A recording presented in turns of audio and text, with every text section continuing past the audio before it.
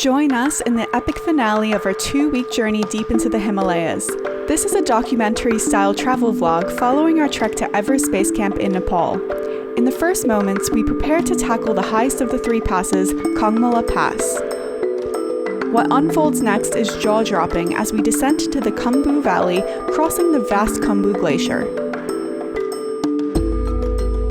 After battling illness, we leave Gorak Shep to reach our ultimate goal, Everest Base Camp, sitting beneath the highest mountain on Earth. That evening, we climb Kala Patthar to watch the sun set on Mount Everest, before beginning our long journey back through the Lukla Pass, stopping at the legendary Tengboche Monastery along the way. We finish in Lukla and fly out through one of the world's most dangerous airports. Join us in an adventure of a lifetime as we hike to Everest Base Camp. Picking up from our previous episode where we faced travel chaos leaving Kathmandu, then finally starting the first week of our Everest Base Camp trek to Dingboche. So we're leaving Dingboche this morning and we're kind of continuing on as if business as usual.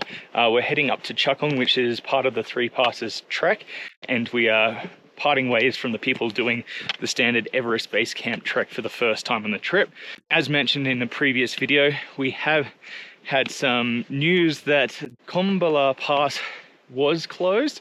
It may be open now. However, we've had sort of mixed messages. We spoke to somebody at Dingboche here who had to actually turn around a couple of days ago up at Kongma La because of the amount of snow. We have had a couple of days of really warm weather, so we're hoping a lot of that snow melted away, but the snow is not the biggest problem. The problem is when the snow melts, it freezes overnight and that turns into ice, and ice is what is actually dangerous, not so much the snow itself. It's just annoying getting through snow. So we're going to go up to Chukhung. We're going to find out whether or not Kongma La is open or not. We'll stay the night in Chukhung regardless. Worst case scenario, if we can't do Kongma La Pass tomorrow, then we'll actually have to come all the way back down to Dingboche and then Lobuche on the standard Everest Base Camp trail, which would be about a 7 or an 8 hour hike, which is roughly the same as what Kongma La Pass would be anyway. So regardless, we're doing the extra day, checking out Chukhung, and fingers crossed about Kongma La.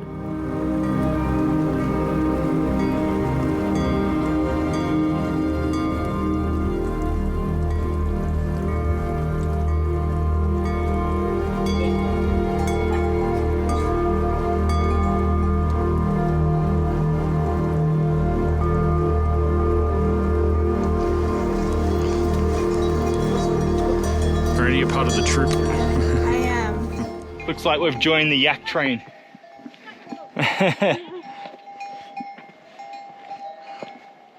At least they're going the right pace for altitude, that's the main thing. That's true. I'm hoping I slow down. Oh yeah. This guy looks like he wants a little snack. Yeah. Little schnackums. Rather than stopping for photos of mountains, they're stopping for bushes.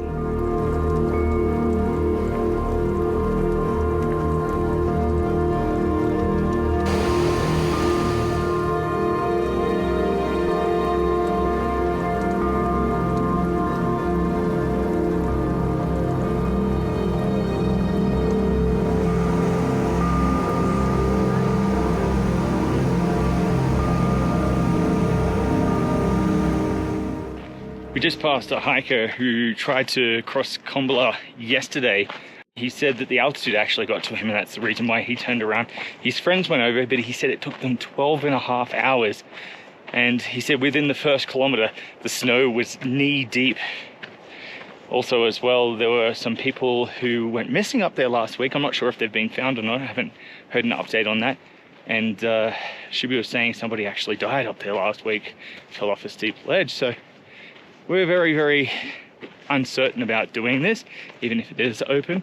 We're going to have a little bit more of a further discussion with the people in Chukhung, see if they have any extra information on that.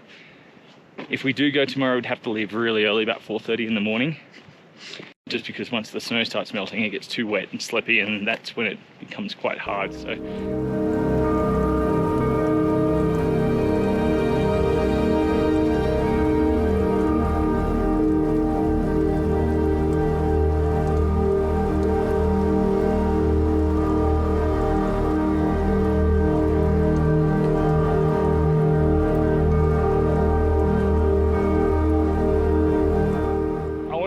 couple of mountains here. We've got Lhotse behind us here. This is the one that runs parallel or right next to Everest. So Everest is pretty much right on the opposite side of Lhotse. It's the 4th highest mountain in the world, so it's over 8,500 meters high. And the 5th highest mountain in the world is this one over here, Makalo. So we're surrounded by giants, some of the biggest mountains in the world.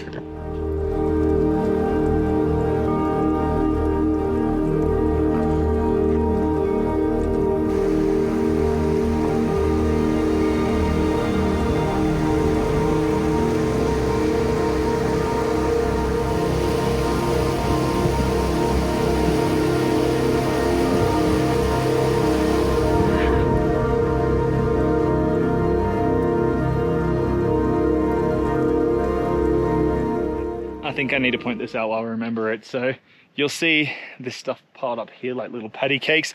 This is the yak dung, the yak poop, and they pile it up. They dry it out here in the properties, and essentially that's what they use to fuel our fires inside the tea houses. So we've been getting some conflicting information about the Kongma La situation. Some people have been saying it's fine and they passed over, and obviously we spoke to someone earlier who said it wasn't. So we're still unsure what we're doing, but the idea is we're going to use Chukhung Ri, this hike that goes just off the back of Chukhung where we are right now, as a little bit of a test. Just over 5,500 meters, which is slightly higher than the Kongma La Pass that we intend to do tomorrow. We're going to go up there, see how we feel, and if we're feeling okay, we'll get up early tomorrow and do it. If not, we'll probably get up early regardless, because we've got a long trek out of here.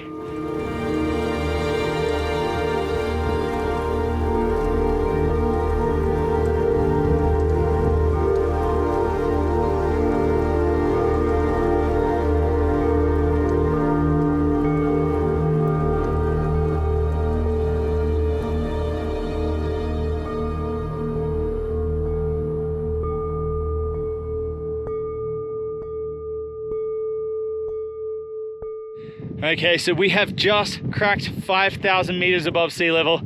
Now we're making our way up the ridge. You can see right up here where we're heading up to, and we've kind of climbed up over the first hill. This is technically what you call a lateral moraine, which is the debris that has been pushed up by a glacial body. So the Dingboche Glacier, when it filled this valley about 100 years ago, less than a century ago, it would have completely filled this valley. You can see the debris down there that's been ground up by the glacier as well.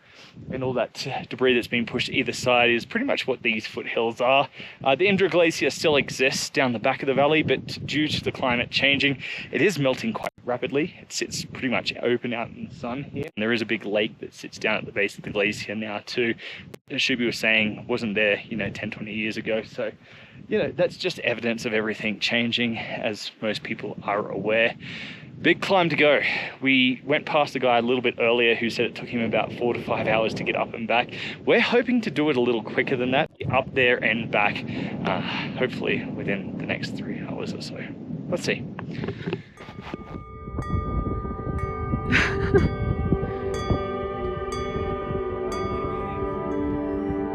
Good job, babe.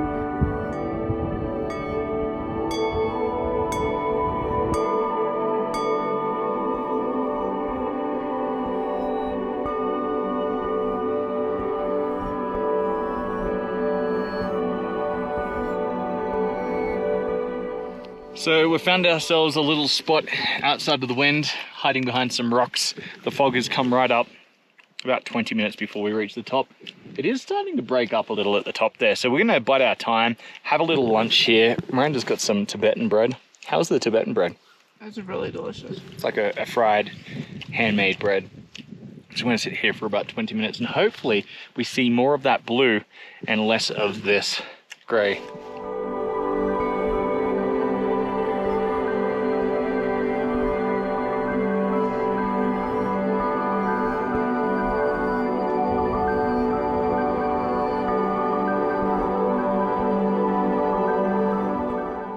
So we're sitting there having lunch, and we were kind of umming and ahhing whether or not we should climb up to the top of the ridge, and we figured we'd get up there anyway, and it'd be good for acclimatization, because tomorrow we're actually going to go a little higher than the ridge. We're not going to go all the way to the top, but I think the gamble actually paid off.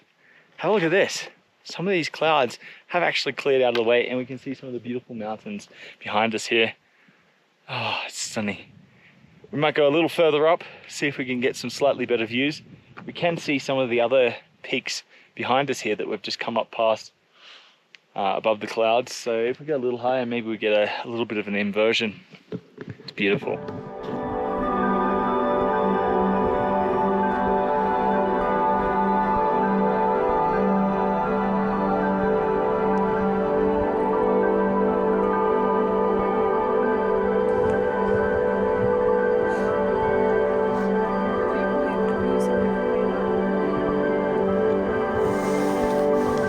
Thinks it's pretty cool.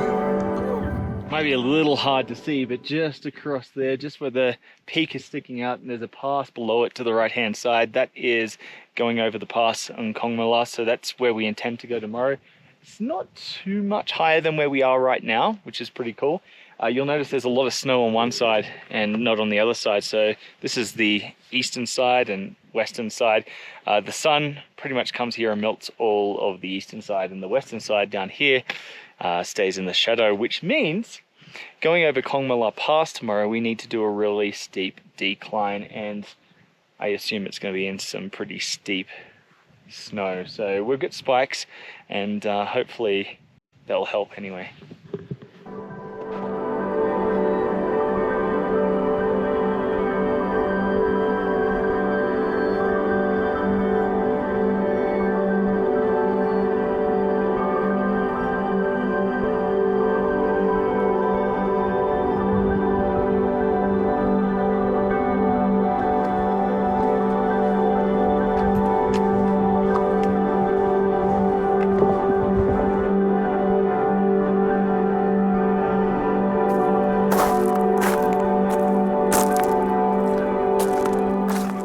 We have ourselves a glorious morning here in Chukhung. We've gotten up really early, so we're leaving here just around 5:30, between 5 and 5:30.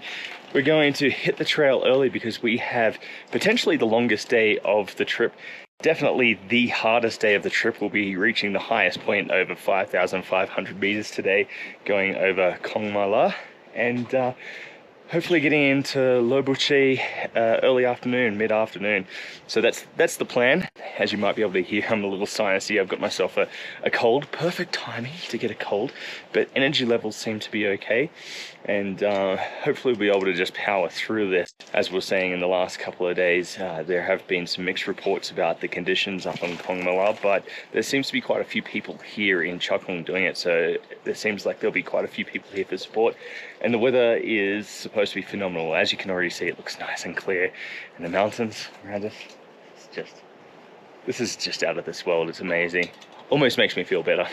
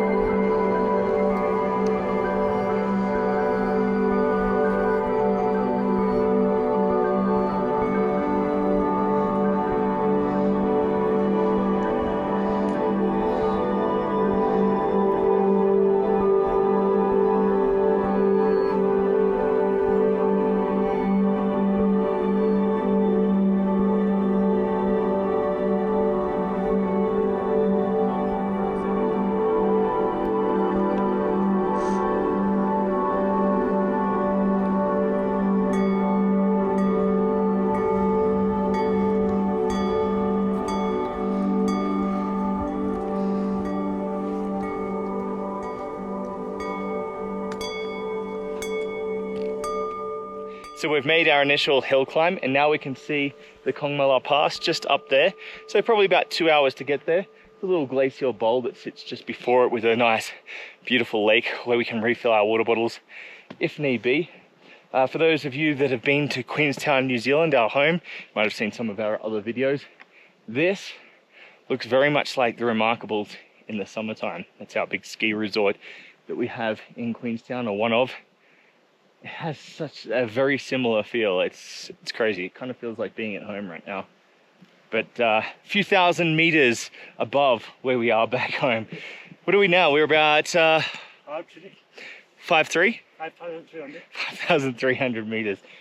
Just to put that into perspective, if we're comparing with New Zealand, the highest mountain in New Zealand, Aoraki Mount Cook, is 3,724. So Yeah, we're 1,500 meters above that.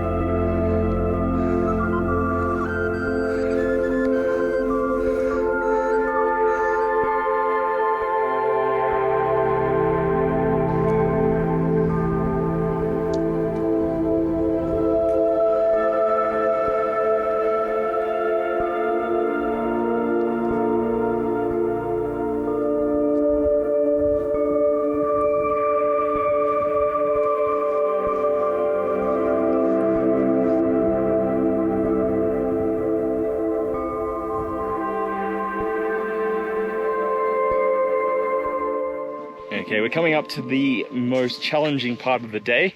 We're about to climb up this wall over here to the side and then go around and continue all the way up to the Kongma La Pass. So to the top of this little ridge section here is 200 meters and then an additional 200 meters above that, bringing us just over 5,500 meters.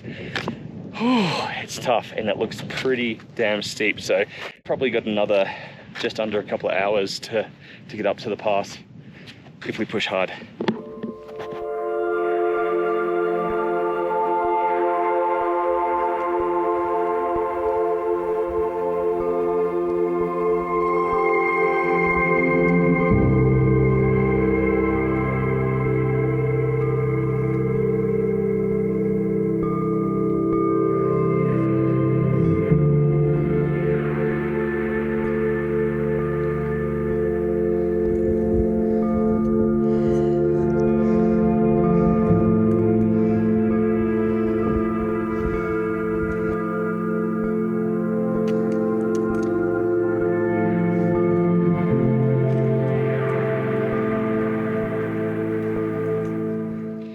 So this is the problem with snow, is the trail's been covered up, but we're finding a way.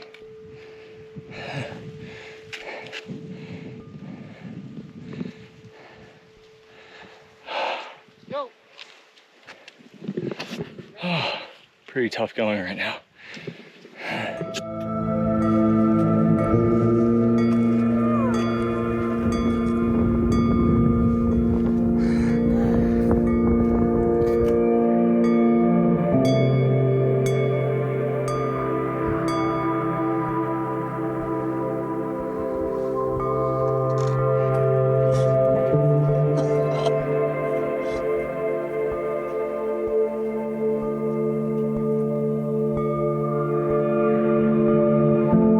Climbing toward the snowy pass was brutally tough in the moment, but every step higher delivered views so incredible they kept pushing us forward.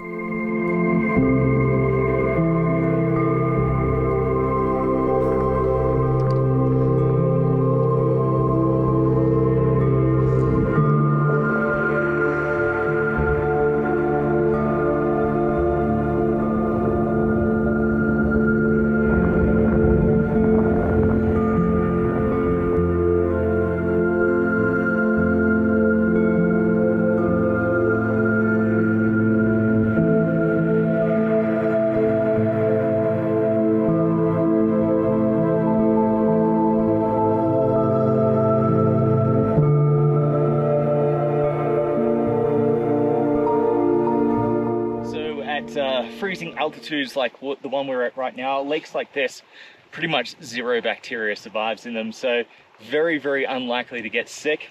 The only thing that can make you sometimes feel unwell is the sediment from the rocks, the glacial flour ground up by the rocks up there. Got a nice little filter here that will filtrate out some of those sediments anyway, but to be honest, you can drink it just like that and it is absolutely pristine. So you can see right up there is the Kongma La Pass. About 15 minutes hike to get up to the top there, and then we say goodbye to the Imdra Valley.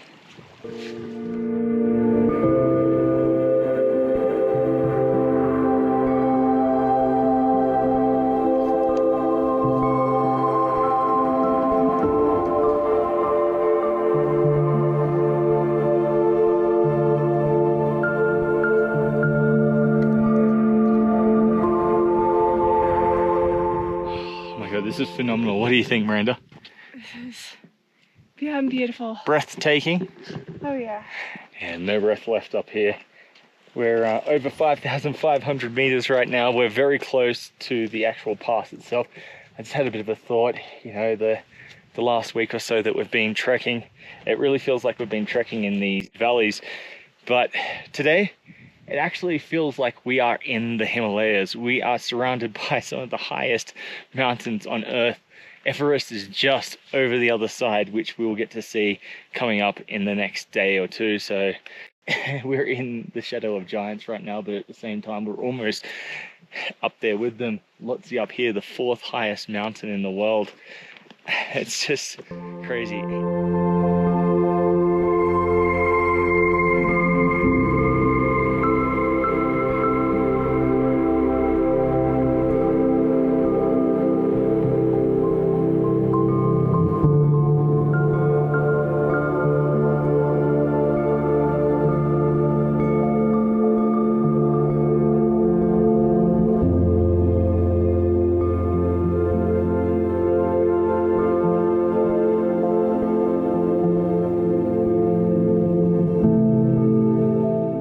Okay, so we have made it to the Kongma La Pass. This is the highest point of our entire trip at 5,536 meters high.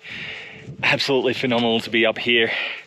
Behind us here, we've got the Imja Valley that we've been traveling through for the last few days, and of course its iconic peaks up there. We've got Ama Dablam, the Mother's Necklace we've got up here, Makalu and Lhotse, the 4th and 5th highest mountains in the world. They've kind of been our beacons lighting our way through the Imja Valley, and now we're heading down into the Khumbu Valley, and we'll be making our way to Everest Base Camp either tomorrow or to the day after. We'll see how we go, but right now the hardest challenge is getting back down here. You can see all this snow here, so we're going to put on some spikes and descend down.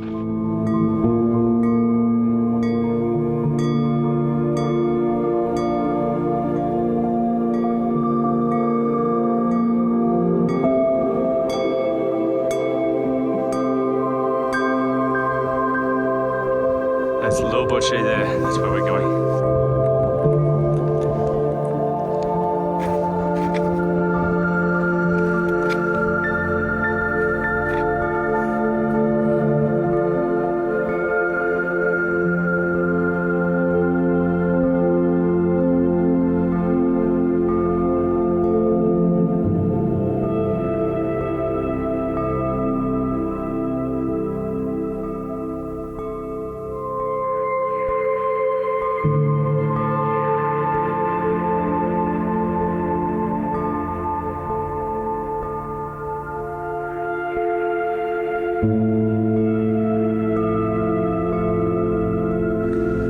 That's what we've just come down right there. That's where we're heading. So we've reached the Khumbu Glacier, and before we have to navigate our way across, just wanted to take this in and realize that this is one of the biggest glaciers in Nepal, and not just Nepal, I believe it's one of the biggest glaciers in the Himalaya. This is breathtaking. And we've obviously got some melted areas down here. So we'll be following this all the way to base camp. Once we get up to Everest Base Camp, it actually sits on this glacier.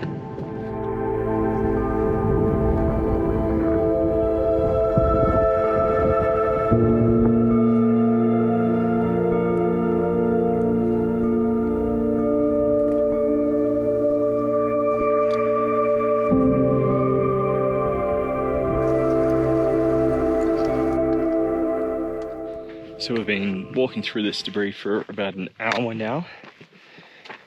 It's been quite drudging actually.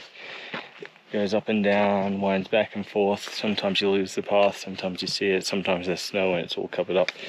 So it's been quite tough. What was supposed to be a 9-hour day is already past 10 hours, and I just looked at the map. We've still got a fair bit of this scree to go. Dealing with the altitude. And also cold. Just need to find some resolve right now. Where is it? I can't wait to just lie down and sleep.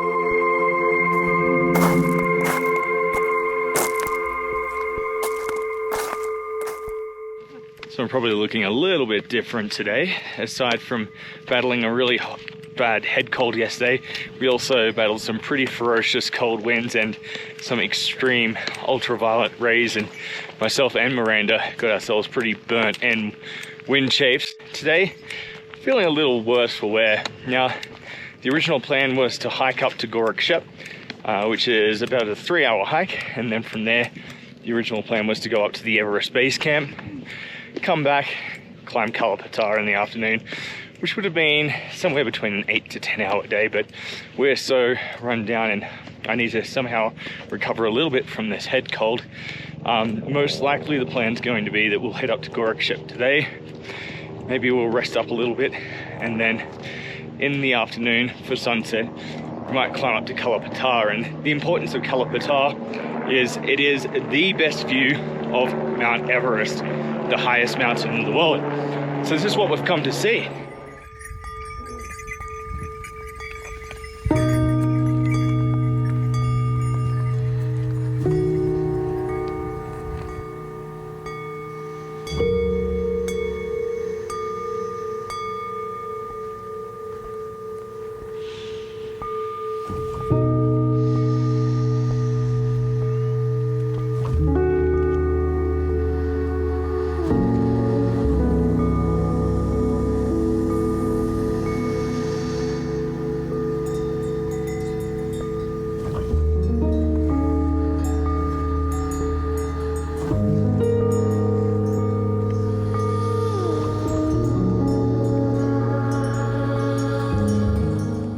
Okay, so we're about 2/3 of the way now. It's been a very tough climb. I'm not sure if the altitude's making my cold worse or if my cold's making the altitude worse, but been taking regular stops. Just wanted to sort of show you what we're seeing right now, because this is pretty spectacular. This is the Khumbu Glacier right here. Look at it there. You can see it almost in its entirety there. You can see all the ice of the Khumbu Glacier. And the Everest Base Camp goes up around the back there, which we'll be seeing most likely tomorrow. We can see some glimpses of Everest right now. So this big mountain right here, this is Lhotse. This is the one that we saw before. It was the 4th highest mountain in the world. And there is just a slight part of a peak popping out the side of Lhotse there. In fact, you can see some clouds coming out behind Lhotse, and those clouds are actually the clouds forming around the peak of the highest mountain in the world. So the goal is later on today to do a little bit of a climb up this hill over here. And once we get a little bit up that hill, hopefully for sunset, we should get some great views looking straight across to Everest with that sunset sort of shining onto Everest. That's the goal anyway. Right now we're just gonna take a breather, soak in the views. We're well over 5,000 meters right now. What do you think, Miranda? It's so stunning. That's amazing, right? It's beautiful.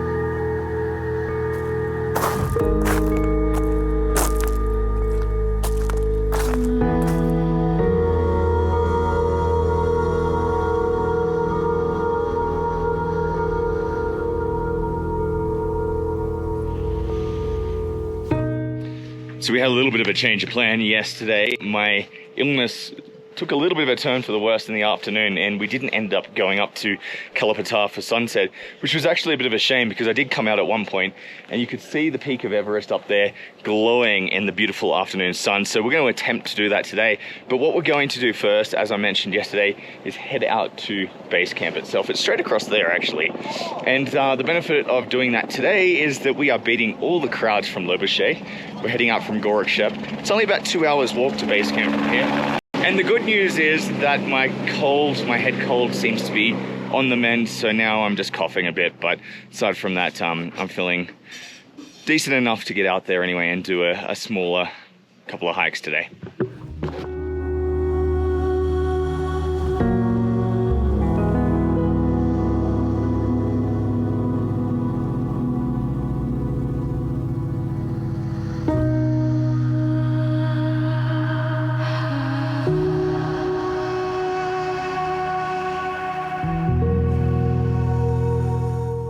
There we have the highest point on Earth, 8,848 meters high, or 29,028 feet high, known by several different names. The Nepalese name is Sagamata, which means the top of the world. The Tibetan name Chukhung, which means the god of the heavens, and the most well-known name is Everest, named after George Everest in 1863, who was a surveyor. Funnily enough, never actually saw the mountain up there. I did read something about George Everest though, and when he spent his time in India, he actually was a big proponent of keeping the local place name. So I'm not sure exactly how he would have felt about having his name attached to the highest mountains, but that's how we know it now as Mount Everest.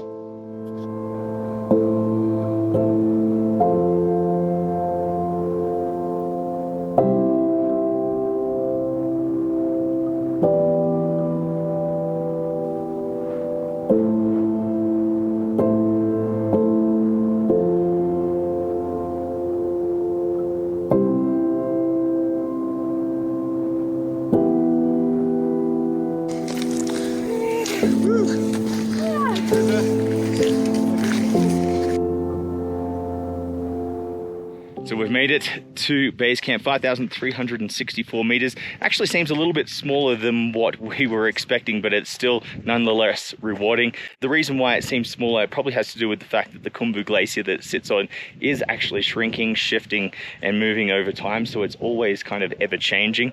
But historically, this started off as a base camp in the 1950s. That was after the northern side of Everest was closed due to the annexation of Tibet by the Chinese. And around the same time, Nepal opened its borders to tourism. After that, we basically had expeditions from France, Switzerland, and England. And it was actually the British expedition in 1953 that was the first to be successful to reach the top of Everest up there on the 29th of May, 1953. Now, the irony of that expedition was the first two men to reach the top of Everest, neither of them were actually British. Sir Edmund Hillary was actually a New Zealand beekeeper, and Tenzing Norgay, the Sherpa, was actually born in Tibet, raised in Nepal, and spent most of his life in Darjeeling, India. The day prior, he actually sent two other men up to do sort of like a test run, a reconnaissance mission, and the day after he sent the two best men that he knew would actually succeed, and it all came down to sheer willpower and determination. So they were the right men for the job. Ever since then, there have been tens of thousands of people starting the trip right from this very base camp all the way up the top. And the first and biggest challenge of climbing Everest right behind us there, which is the Khumbu Icefall right there. So it's actually a terrifying icefall cliff right there. We're not going any further. We're not going up to that icefall or any further than that today. We will get some closer and hopefully better looks of Everest later on today when we climb up Kala Patthar for sunset. And hopefully the weather's going to be fine, so we get some really beautiful sunset shots of Everest.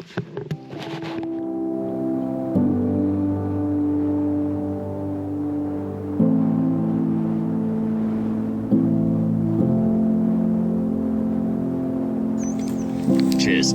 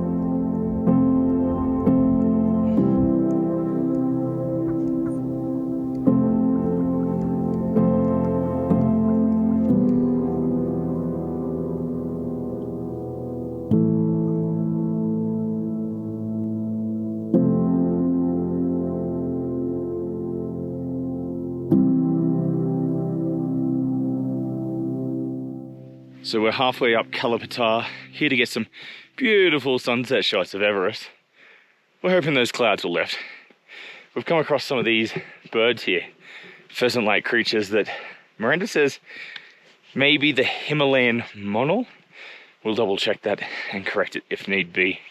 But it's kind of interesting, they kind of freak out on the track if you walk near them, and then 2 seconds later forget and just stop and start eating things. So they come up quite close to us, as you can see, because people do not really exist in these mountains. They haven't really up until maybe the last few thousand years, and certainly not in large enough numbers to make these things startled. They're pretty funny. I wonder if a snow leopard would get one of these. It'd be a pretty easy meal, I'd guess.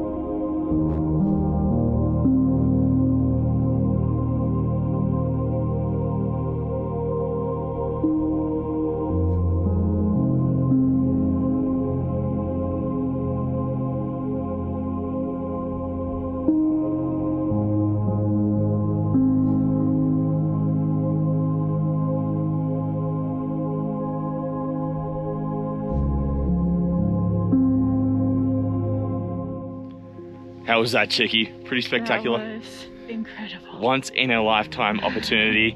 Mount Everest, right up there, the tallest, the highest mountain in the world at sunset. We thought we weren't going to actually see anything at all, but the clouds parted just at the right time to expose just that one little bit of mountain. It lit up for us. It was absolutely phenomenal. I do want to point something else out as well. There's a little marker down there which shows where they had a climate change forum up here in Nepal back in 2008. That's what Shubi, our guide, was just saying. No other place in the world is climate change more apparent than our poles and the highest mountains on Earth. I suppose that's probably the reason why they chose this place up here. Regardless though, this is phenomenal. This is, as I said, a once in a lifetime opportunity. We got to see that up there.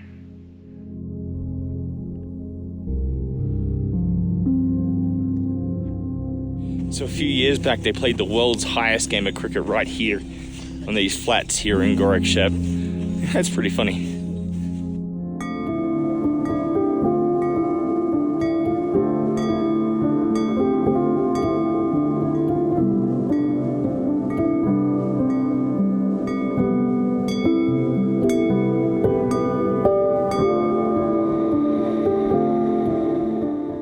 Okay, so we've had a little bit of a change of plan for today. We did a little bit of brainstorming, trying to figure out what to do. I've mentioned before that I've been sick the last few days, and I'm still recovering, although I am starting to see signs that I'm getting better. Miranda's now starting to feel sick as well. We looked at the weather in the Gokyo Lakes region all week, torrential rain. And we just thought, you know, the most important thing is our health. You know, we can't really push ourselves beyond our limits and put ourselves in danger. We've still got 2 of the 3 passes to go. So we've done the Kongma La Pass. But in all honesty, I don't know if we have it in us to do the other 2 at this point in time. So we're going to have to put that off for another time. What we're doing today is we're going to a place called Pangboche, which is not too far from Dingboche, where we stayed on our way through. We are going to take a different route. We are definitely not going back over the Kongma La Pass. What we're going to do is go through the Lukla Valley. So that will be something different, something new for us. And we're going to try to stay at some different places on the way back so we can see and explore some different places. So even though we feel a little bit defeated in doing our 3 passes trek that we set out to do, in all honesty, we were already 2 days behind. With my 1 day sick day my down day. That put us 3 days behind. It started to seem like it was almost going to be impossible anyway. So I think we're making the right decision at this point. And look, if you look at the bright side, we made it to Everest Base Camp. That's what most people set out to do. Most people come here, they go straight out to Everest Base Camp, and then they go straight back. But on top of that, we also did the most difficult of the 3 passes, Kongma La. I like to think that, you know, we've pushed ourselves to our limits. So the next few days we'll be just making our way down the mountain. Hopefully in the future we look back on this and we feel like it was justified.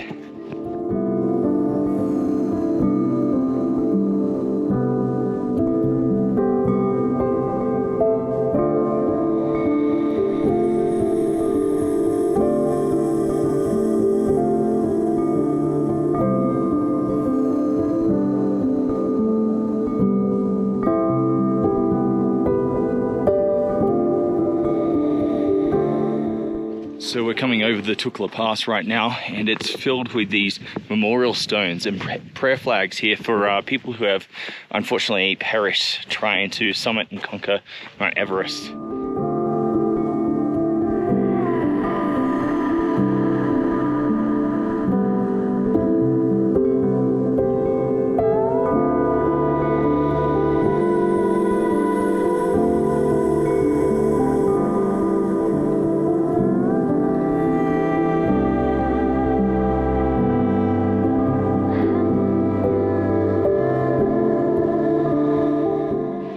So we just had lunch here at this beautiful little lodge and restaurant in Lukla, and we're now changing some of our plans. We've decided it's such a nice day, we're going to continue a little bit further. So we were planning to go to Pangboche. We are now going to Pangboche, which is about an extra hour of hiking, but it also brings us down a little lower in elevation. So we started off a little over 5,300 meters today, and we are finishing up today at 3,900. Already you can tell the difference. You know, the wind is bitterly cold. It's a much warmer climate in general. And the oxygen, it's good to breathe again. That's all I have to say. And hopefully with the lower altitude, both myself and Miranda can recover from our sickness just a little bit more. That's the whole idea. And then we can just take it easy over the next few days and enjoy the rest of our time here in the Himalaya.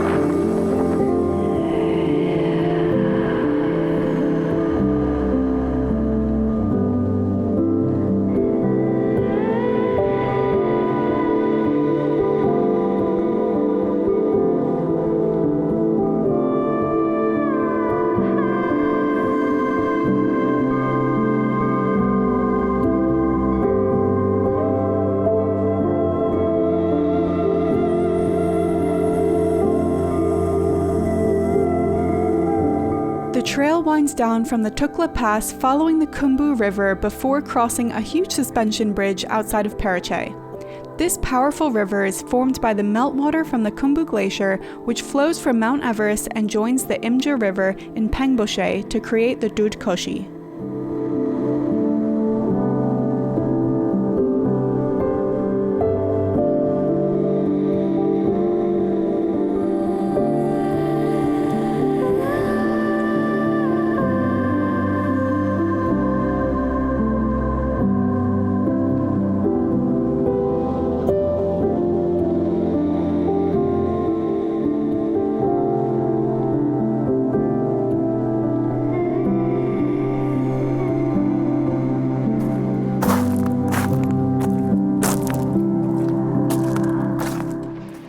So we're heading off. Just a short walk today. We just left Pangboche and we're heading to Tengboche, which is only about an hour and a half's walk, so should be a very chill and easy day.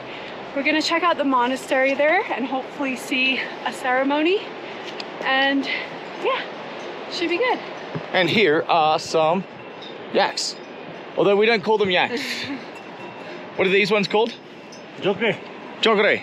Here's some jogre. Here we go.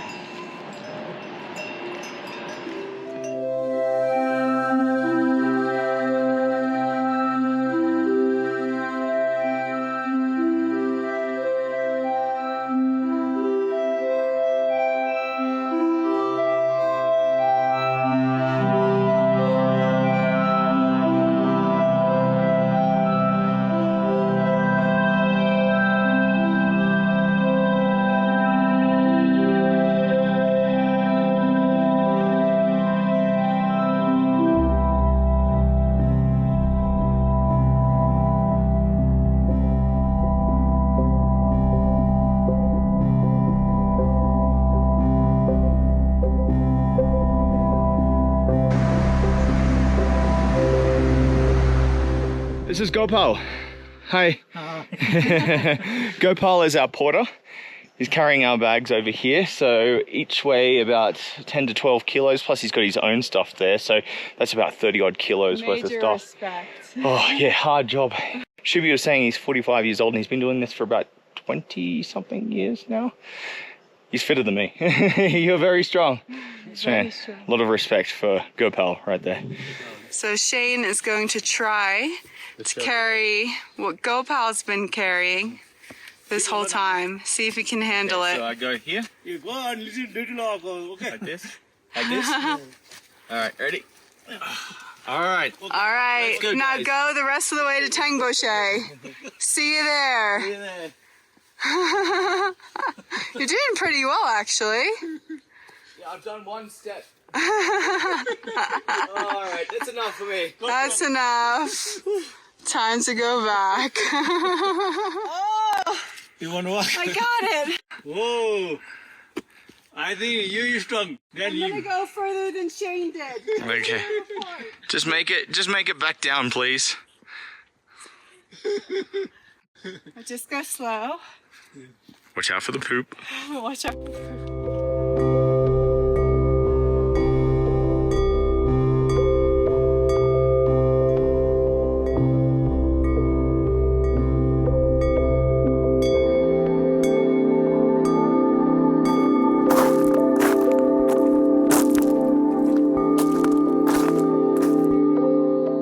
So today we are continuing with our return journey and we are making our way down to Namche Bazaar. Should take us about 4 hours of hiking. We're starting up here at Tengboche, and one of the first things we're doing is going to check out the Tengboche Monastery, which is the largest in the Khumbu region, up here at 3,862 meters high. And it's a very significant monastery for Tibetan Buddhism culture here in the region. So it's a very, very important pilgrimage site. It's also been rebuilt several times due to fires and earthquakes. So we're going to go inside, check it out, and then we'll continue our descent down to Namche Bazaar.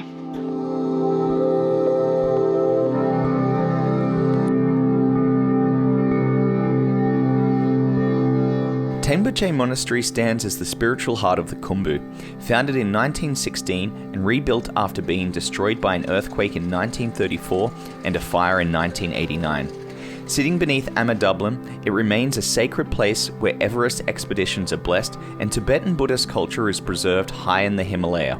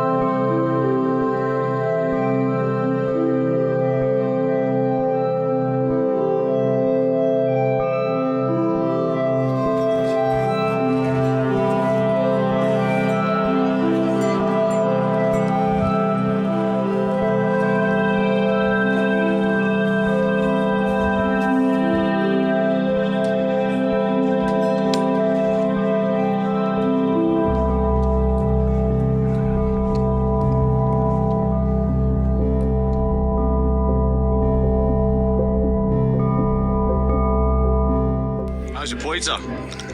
Good? For a wood-fired pizza, hot whiskey and honey in the Irish pub, Namche Bazaar. What do you think of the world's highest Irish pub? It's really nice. It's got a good vibe. The hot chocolate's really good. Yeah. You've been singing along to all the words of the music, all your favourite it. Irish jigs. And Miranda wrote Lord of the Rings down there because she's such a... I did not. I was already there, but I appreciated it. There you go. I want to write on here, watch out for the poo. Watch out for the poo. That's good advice. I think it's very good advice if you're starting a trail. And watch out for the sun, for chapped Yes, lips. chapped lips and sunburnt noses. That's why I'm not showing my face right now.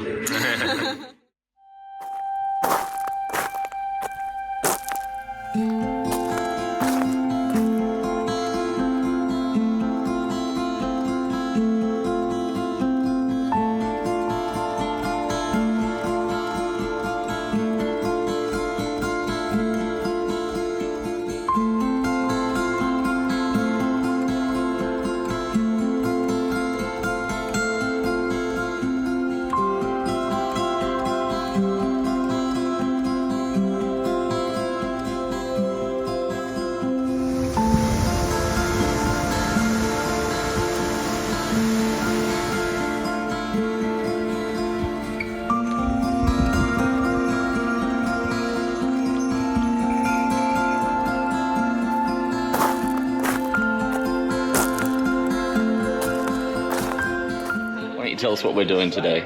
Well, today we have just a short 2.5 to 3 hour hike from Phakding to Lukla. Yep. So that will be our last day of hiking.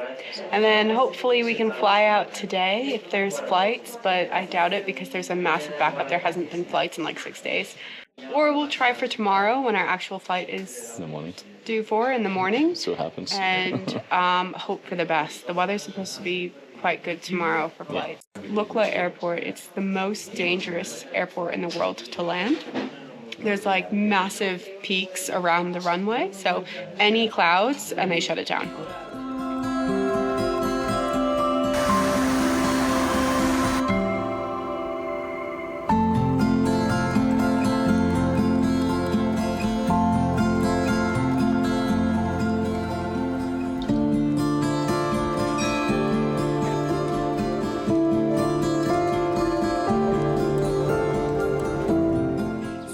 We've just heard that there's 1,100 people stuck in Lukla from all the backlog from the flights that haven't been going. So not looking likely for us to get a flight out today. Possibly tomorrow, but we'll see. Hopefully there's still accommodation left in Lukla or around Namche because there's so many people waiting, but we'll find out in about 1 to 2 hours time.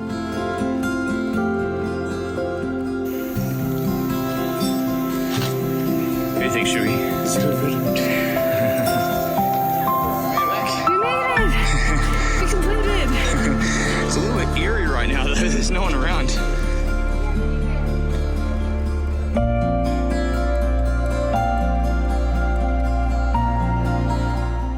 Okay, so we have finally arrived in Lukla. We're here with Giuseppe and Marie.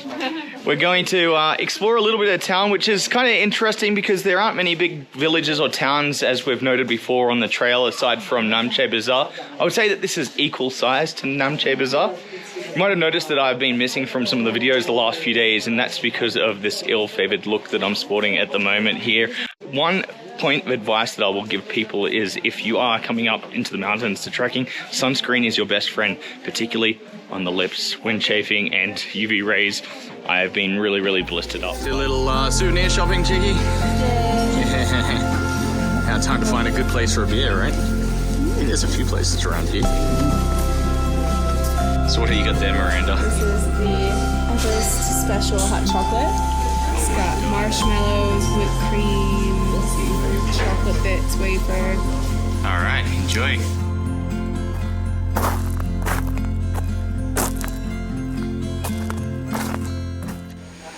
What are you waiting for?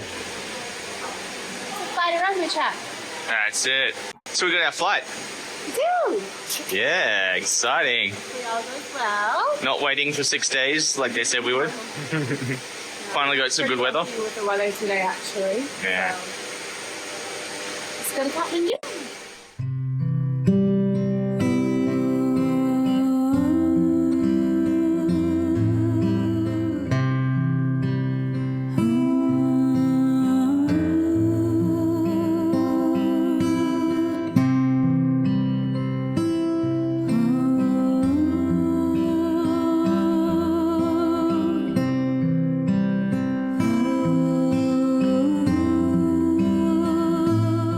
We say an emotional goodbye to one of the most beautiful places on earth and one of the hardest journeys of our lives, 2 weeks trekking through the high Himalayas.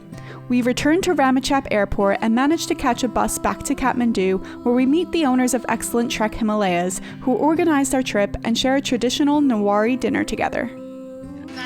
What do you think of your Nawari food? Very good. So this is a Nawari food. Yep. Nawari is a primitive community of Nepal, right? Yep. So they are very famous for the food, architecture, culture, music, right?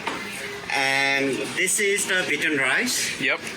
This we call it a soila. It's a roasted with in the mustard oil. Right? Yep. They mix it. It's a potato. Yep. And it's a beans.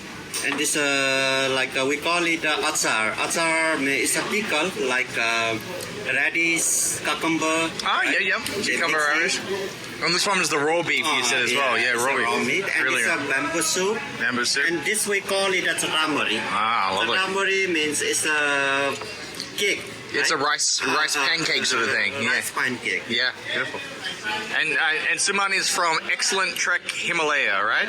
Yes. That's the one. Got to give it a shout out. Next, we leave Kathmandu for another unforgettable adventure, heading to Nepal's most famous wildlife spot. Join us as we come face to face with wild elephants, crocodiles, and the rare and elusive Asian rhino in Chitwan National Park.